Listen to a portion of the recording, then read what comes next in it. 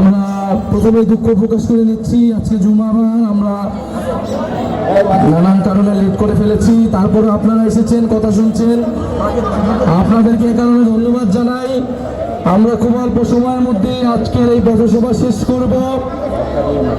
মুন্সিগঞ্জবাসী প্রমাণ করেছে মুন্সিগঞ্জে জাতীয় নাগরিক পার্টির যে অস্তিত্ব, জাতীয় নাগরিক পার্টি মুন্সিগঞ্জের জনগণের অধিকার রক্ষায় প্রস্তুত, নতুন বাংলাদেশ বিনির্মাণে প্রস্তুত। প্রিয় সংগ্রামী মুন্সিগঞ্জবাসী, আমরা জানি মুন্সিগঞ্জের ইতিহাস, এই ভূমির ইতিহাস। এই মুন্সিগঞ্জ ছিল প্রাচীন বাংলার অন্যতম গুরুত্বপূর্ণ রাজধানী। বিক্রমপুর থেকে ইদ্রাকপুর এই প্রাচীন বঙ্গ সভ্যতার অন্যতম রাজনৈতিক সাংস্কৃতিক কেন্দ্র ছিল এই মুন্সিগঞ্জ। এই মুন্সিগঞ্জ অনেক মহৎ মানুষের জন্মস্থান। বান্ডেল থাকলে প্রতি সেনমানিতে টাকা বাঁচবে। বিকাশ সেনমানি বান্ডেল কিনে জিতুন প্রতি লেনদেনে। মুন্সিগঞ্জ মহৎ মানুষদের জন্ম দেয়, প্রতিভাবান মানুষদেরকে জন্ম দেয়, প্রতিবাদী মানুষদেরকে জন্ম দেয়। অতীশ দীপঙ্করের এই মুন্সিগঞ্জ, আমরা সেই বিক্রমপুরের ইতিহাস, সেই ইদ্রাকপুরের ইতিহাস কে ধারণ করে মুন্সিগঞ্জকে সামনের দিকে এগিয়ে নিতে যাই। পদ্মা ও মেঘনার তাপটে আমরা জানি নদী ভাঙন হচ্ছে। মুন্সিগঞ্জে প্রচুর মানুষ প্রতি মাসে জলবায়ু উদ্বাস্তু হচ্ছে, অবৈধভাবে বালু উত্তোলন হচ্ছে, চাঁদাবাজি হচ্ছে, সন্ত্রাস হচ্ছে। প্রিয় মুন্সিগঞ্জবাসী, যে ইতিহাস গৌরব এই মুন্সিগঞ্জ ছিল শুধু বাংলা নয়, উপমহাদেশের অন্যতম গুরুত্বপূর্ণ শিক্ষা কেন্দ্র, সাংস্কৃতিক কেন্দ্র। আজকে মুন্সিগঞ্জে স্বাস্থ্য সেবার বেহাল দশার কথা আমরা জানি। ঢাকার এত কাছে হওয়া সত্ত্বেও যাতায়াত ব্যবস্থার বেহাল দশার কথা আমরা জানি। শিক্ষা এবং কর্মসংস্থানের দুর্গতি রয়েছে মুন্সিগঞ্জে, এটাও আমরা জানি। প্রিয় মুন্সিগঞ্জবাসী, মুন্সিগঞ্জ মাথা উঁচু করে দাঁড়া হতে চায়। মুন্সিগঞ্জ সেই বিক্রমপুর, সেই ইদ্রাকপুরের ঐতিহ্যকে ধারণ করে দাঁড় হতে চায়। প্রিয় মুন্সিগঞ্জবাসী, মুন্সিগঞ্জের তরুণ যুবকেরা, মুন্সিগঞ্জের আলেমেরা, নারী সমাজ, শ্রমিক জনতা লড়াই করেছিল ফ্যাসিস্ট স্বৈরাচারের বিরুদ্ধে। মুন্সিগঞ্জবাসীকে আমরা জানাই লাল সালাম।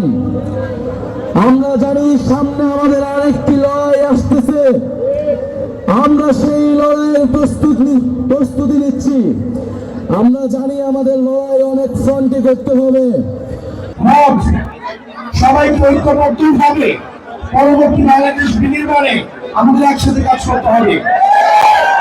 আমরা যে সংস্কার চাচ্ছি, এই সংস্কার নির্দিষ্ট কোন দলের পক্ষেও নয়, নির্দিষ্ট কোন দলের বিপক্ষেও নয়, বরং এই সংস্কারগুলো হচ্ছে বাংলাদেশের পক্ষে, জনগণের পক্ষে। আমরা দেখেছি অতীতে নেতাকে পূজা করার হয়ে গিয়েছিল একটা সিস্টেম।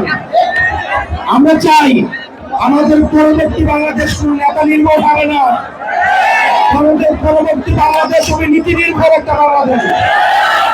এবং এই বাংলাদেশ বিনির্মাণে অবশ্যই আমাদের সবাইকে একসাথে তরুণ প্রজন্মকে ঐক্যবদ্ধ করতে হবে। কোন গোলামীকে প্রশ্রয় দেওয়া যাবে না। নেতা ভুল করতে পারে না, এই কথা সঠিক নয়। নেতা ভুলের উঠে নয়, দল ভুলের উঠে নয়। মনে রাখতে হবে সব সময় আমাদের রাষ্ট্রই হচ্ছে প্রধান, এবং রাষ্ট্রের জন্য মনে রাখতে হবে নেতা নির্ভর দেশ নয়, আমাদেরকে নীতি নির্ভর দেশ পরিচালনা করতে হবে। সেজন্য আমাদের সবাইকে, পুলিশের ভাইরা রয়েছেন এখানে, ডাক্তার, ইঞ্জিনিয়ার, এখানে বিভিন্ন শ্রেণী পেশার মানুষ রয়েছেন, যুব শক্তির, কৃষক, তরুণ প্রজন্মের মানুষ রয়েছেন, আলেম ওলামা রয়েছেন, শ্রমিক রয়েছেন, নারী রয়েছেন, দারুল মহল রয়েছেন। আমাদেরকে সবাইকে একটা নীতিভিত্তিক রাষ্ট্র আমাদের দেশের জন্য, পরবর্তী প্রজন্মের জন্য আমাদের গড়ে তুলতে হবে। আপনারা ভালো থাকবেন, সুস্থ থাকবেন। 3 আগস্ট আপনাদের সাথে আমাদের দেখা হবে শহীদ মিনারে। আমরা জুলাই পিছনে প্রত্যেকটা আদায় করে থাকবো। সবাই একসাথে 3 আগস্টে আবার আমরা স্লোগান ধরবো, ইনকিলাব ইনকিলাব, মুজিববাদ মুজিববাদ, আপোষটা সংগ্রাম, তারা রাজপথ। সারা বাংলাদেশ রাজনীতি করেছে, মুসলমান রাজনীতি করেছে, সেই দল হাতের তালি, হাতের তালি, হলো না সংস্কারে, সংগ্রামে, সংসদে, আলোচনে হলো না। ফুল ফুটেছে, রং ফুটেছে, পরের থেকে, গায়ের থেকে, চোখের থেকে, চকলিয়া, মৃত্যু থেকে, চকলিয়া। জুলাই অভ্যুত্থানের গণহত্যার নির্দেশদাতা, বিডিআর হত্যাকাণ্ডের নির্দেশদাতা, শাপলা গণহত্যার নির্দেশদাতা, দিল্লিতে বসে থাকা হাসিনাকে এই বাংলাদেশে এনে বিচারের আওতায় নিয়ে আসতে হবে। আমরা পরিকল্পনা করছে তাদের অচিরেই গ্রেফতার করে জুলাই সহযোদ্ধাদের নিরাপত্তা নিশ্চিত করতে হবে। সংগ্রামী সহযোদ্ধারা, একটা জিনিস মনে রাখতে হবে, আমরা যে পথ চলা শুরু করেছি, এই পথ চলা সবচেয়ে বড় সিন্ডিকেটের বিরুদ্ধে, এই পথ চলা সবচেয়ে বড় ফ্যাসিস্টদের অসংখ্য বাধা আসবে। আমাদের ঐক্যবদ্ধভাবে সেই বাধা মোকাবেলা করতে হবে।